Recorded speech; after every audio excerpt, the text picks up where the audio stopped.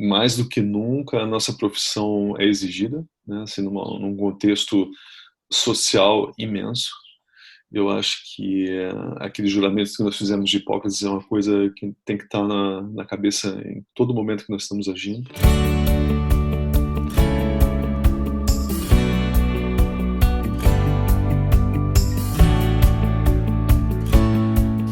Salve, salve, mundo do conhecimento! Hoje começamos nosso podcast com Guten Morgen, Guten Tag, Guten Nacht. Esse é mais um podcast do Medicina do Conhecimento, ciência e informação a qualquer momento, em todo lugar. Eu sou Pablo Guzmão, anestesiador.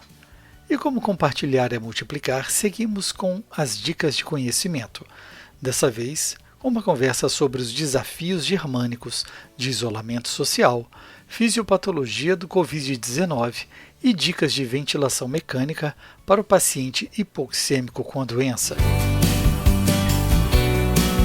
Conversamos com o professor Dr. Marcelo Gama de Abreu, engenheiro eletrônico pela UFRJ, médico pela UERJ, Doctoral Fellow pela Universidade de Heidelberg, na Alemanha, residência e doutorado em anestesiologia pela Universidade de Dresden, Carl Gustav Karus, onde se tornou vice-diretor do Departamento de Anestesiologia e Terapia Intensiva, diretor do programa de pesquisa em SARA e ECMO. Dr. Marcelo é nosso parceiro no CIAVENT, curso internacional de ventilação mecânica e ECMO. Atual membro da diretoria da Sociedade Europeia de Anestesiologia, sendo responsável pelo relacionamento com a indústria e Scientific Leader, organizador dos webinars da ESA.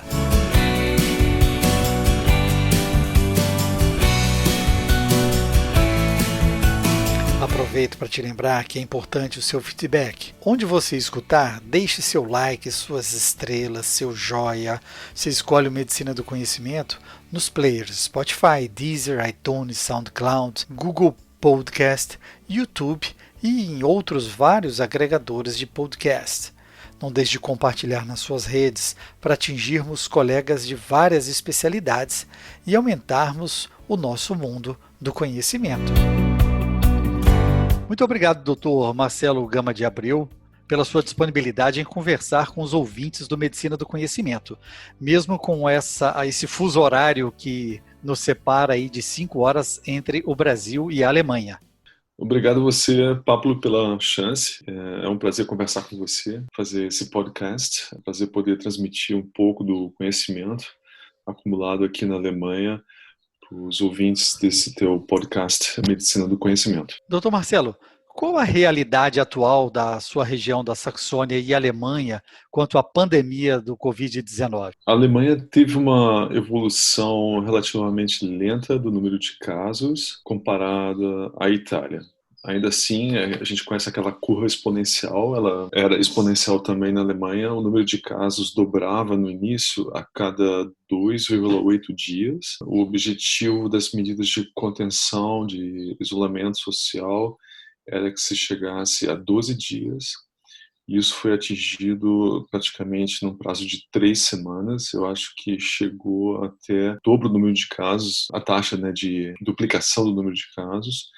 Ela foi atingida num prazo de 5 a 6 semanas após o início da pandemia, no valor de 14 dias. Ou seja, ela superou um pouco a expectativa inicial. Um outro fator que é utilizado aqui para medir isso, a velocidade de expansão ou o grau de aumento do número de casos, para quantas pessoas um único infectado ele consegue transmitir, né, o vírus. Assim, no início isso estava acima de 1,5, 1,6, ou seja, uma pessoa conseguia transmitir para a duas pessoas, né, saudáveis, e agora ela está abaixo de 1. ou seja, estava em torno de 0,7, 0,8. Né? Isso foi uma coisa que foi atingida também nesse período de, digamos, de 8 semanas. E baseado nesse tipo de evolução foi que desde a semana passada houve assim um afrouxamento dessas medidas de contenção social, ou seja, antes as pessoas elas eram obrigadas praticamente a ficar em quarentena em casa, só poderia sair se fosse para trabalho, um trabalho que fosse considerado essencial ou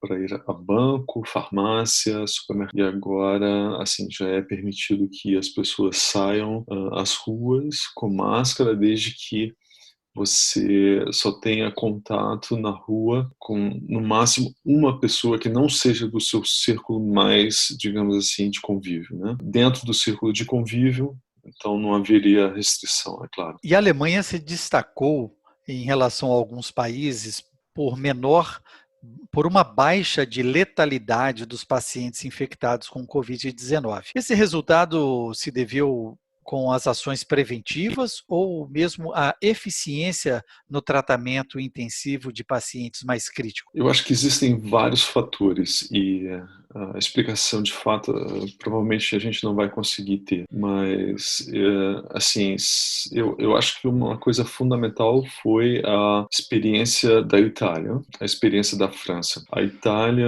ela foi atingida pela pandemia muito antes da Alemanha e as coisas evoluíram de uma forma tão crítica na Itália que a Alemanha tentou fazer aquilo que a Itália não conseguiu fazer porque não tinha tido essa experiência, né? Assim, não teve em quem se basear. Então, digamos, a Alemanha ela se beneficiou dos erros que foram cometidos em outros países. A Alemanha passou então a ter essas medidas de isolamento social bem no início da pandemia. Eu acho que o fato do governo ter agido com rapidez foi decisivo, mas eu também não posso, digamos assim, descartar a possibilidade do sistema de saúde na Alemanha estar mais preparado ou melhor preparado para esse tipo de pandemia, porque a Alemanha tem o maior número de leitos de CTI por cada 100 mil habitantes na Europa e provavelmente é um dos mais altos do mundo. Acho que são 28 a 32 leitos por cada 100 mil habitantes. E eles, no início da pandemia, eles ainda trataram de aumentar essa capacidade e isso chegou a 40 a 60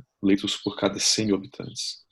Ou seja, assim, havia uma preparação muito boa. Outro fato que pode explicar isso, assim, o teste em massa das pessoas. Ou seja, na menor suspeita, mesmo se não houvesse nenhum sintoma clínico, era feito o teste nesses pacientes, né? Era feito aquele swab para se fazer a PCR dos pacientes ou das pessoas com suspeita de infecção, né? E isso foi, digamos assim, talvez decisivo porque primeiro você conseguia identificar as pessoas rapidamente e segundo porque assim o número de infectados é identificado no início e você acaba diluindo o número de mortes, né, que você tinha por um número assim maior de identificados como positivos no teste. Aqueles casos que geralmente não vão chegar ao hospital ou não vão chegar de forma nenhuma ao CTI, né?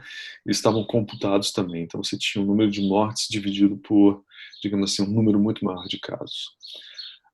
Eu não vou negar que a qualidade assim da medicina na Alemanha é boa e que isso possa também ter contribuído, né, para esses números baixos. Eu acho que a Alemanha ela aprendeu com a Itália que não se deveria pensar muitas vezes se um paciente estava se deteriorando do ponto de vista respiratório para que você fizesse a intubação, que você evitasse então que progredisse para uma forma mais severa de insuficiência respiratória.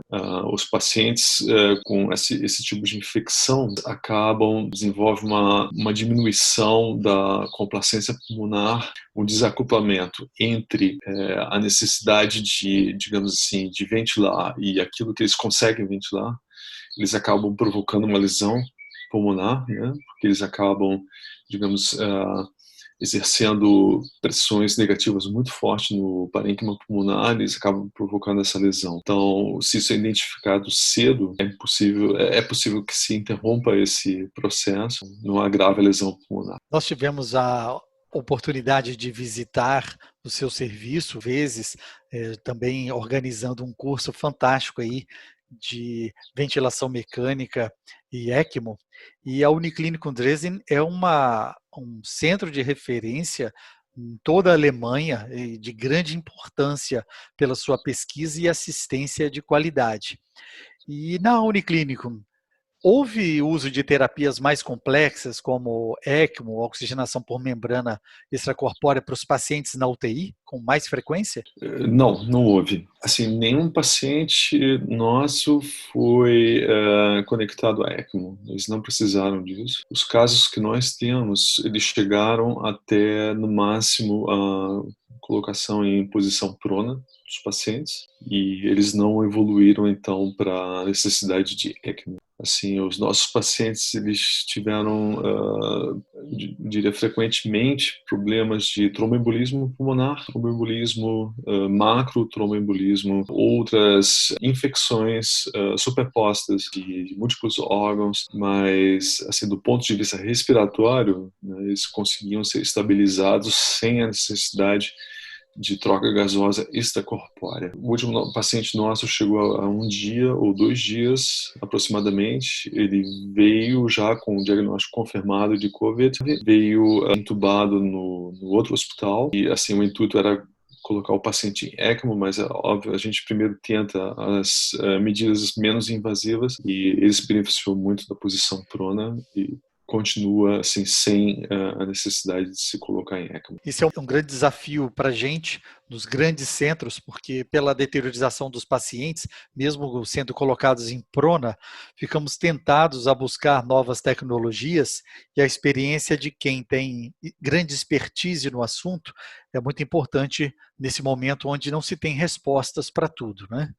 E como as equipes se mobilizaram? Houve uma escala de revezamento entre os profissionais? Eles trabalharam em força total? Na Alemanha e na Europa em geral, os intensivistas, eles têm formação em anestesia. Então, 70% dos colegas que trabalham em CTI, eles são anestesistas por formação. Não significa que eles fazem anestesia e terapia intensiva, mas, assim, eles saíram da anestesia em algum momento, passaram a se dedicar ao CTI. Alguns voltam para anestesia, outros não. Isso significa que existe, assim, digamos, um pool, né, uma reserva de colegas nos hospitais trabalhando em anestesia. Então, eu, por exemplo, né, eu trabalho mais em centro cirúrgico do que em CTI, e eu tenho a formação em terapia intensiva, né, eu tenho o certificado de intensivista.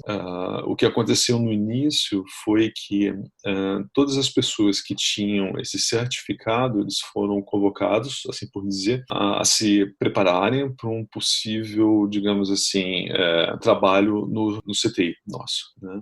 Então, o número de cirurgias foi diminuído. Esse pessoal que tem essa formação dupla acabou sendo colocado de prontidão para ir para o CTI. Eu cheguei a ir para o CTI algumas vezes para participar das visitas e me inteirar um pouco do novo sistema que existe lá de documentação de dados do paciente, né?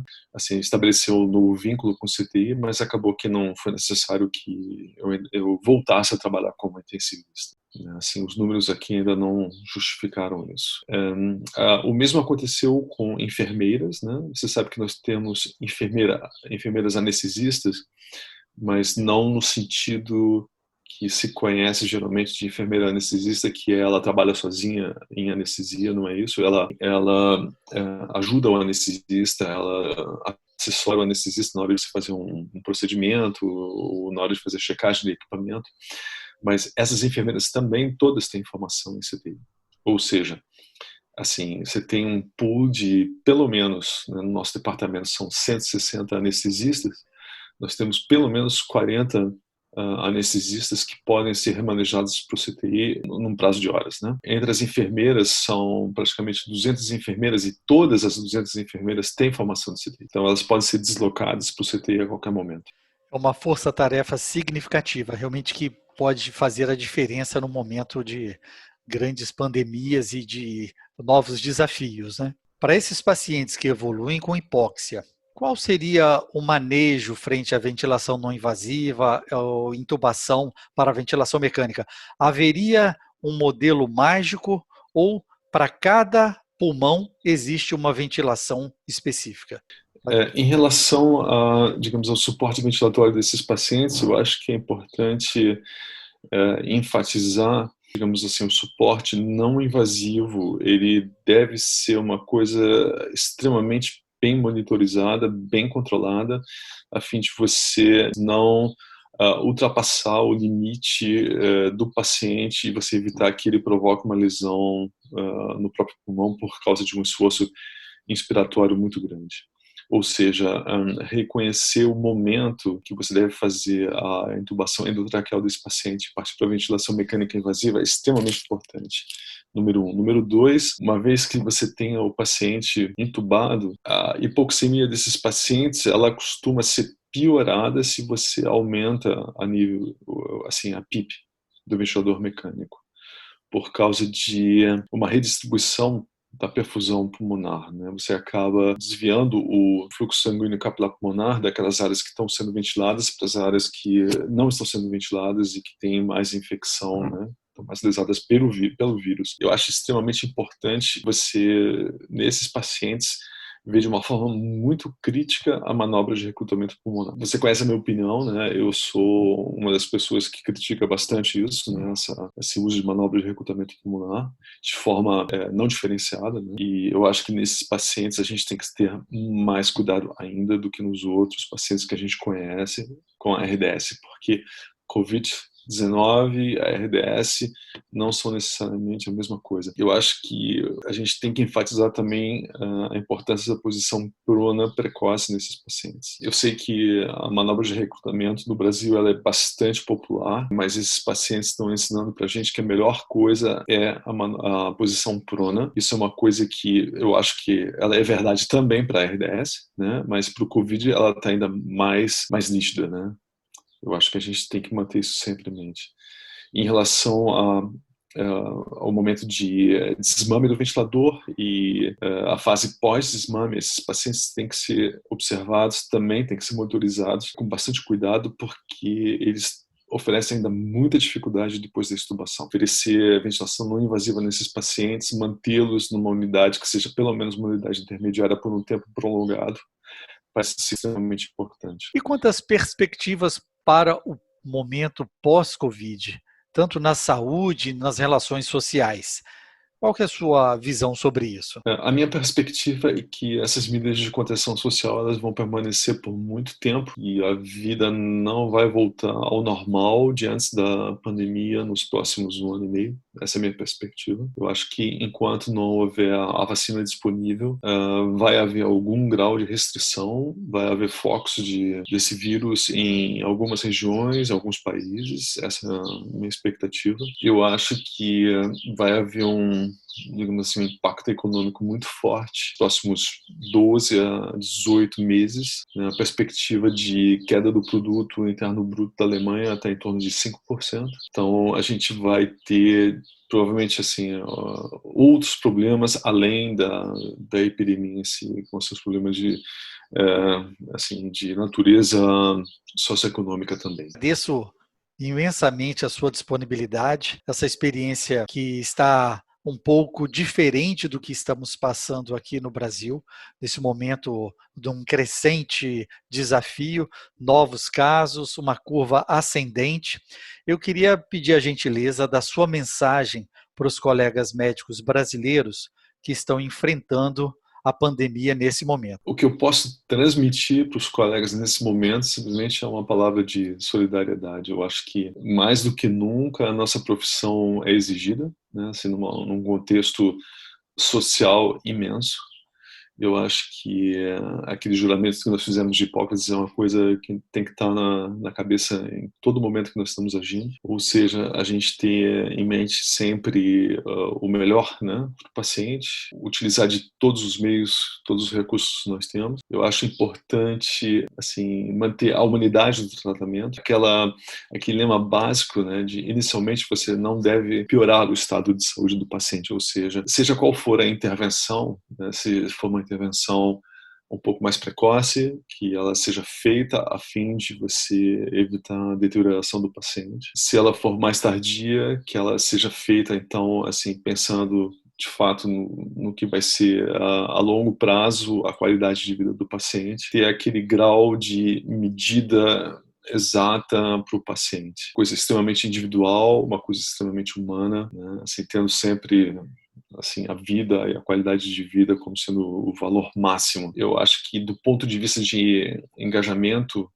social nosso, político nessa hora, eu acho que política nós fazemos todo dia, mesmo quem não gosta de política faz política, e eu acho que é importante a gente se empenhar pela coisa certa nesse momento. Isolamento social, eu acho tentar, digamos, ganhar as pessoas para isso, mostrar para as pessoas que isso é o melhor e que a economia, ela vai ser prejudicada de uma forma ou de outra, portanto é melhor que a gente alcance o ótimo, ou seja, o maior número de pessoas vivas de uma forma saudável e com o menor prejuízo da economia possível.